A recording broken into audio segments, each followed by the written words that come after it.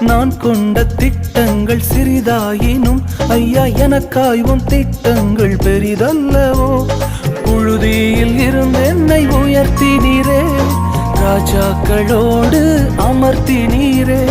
புழுதியில் இருந்து என்னை உயர்த்தினீரே, ராஜாக்களோடு அமர்த்தினீரே. உந்தன் கிருபைகளை எண்ணி நான் பாடுவேன், உந்தன் மகிமைதனை தினம் நான் ருசிப்பேன். அல்லேலுயா அல்லேலுயா அல்லேலுயா அல்லேலுயா. உம்மை உயர்த்துவதே எங்கள் நோக்கமையா, உம்மை பாடுவதே எங்கள் மேன்மையா. உம்மை உயர்த்துவதே எங்கள் நோக்கமையா, உம்மை பாடுவதே எங்கள் மேன்மையா.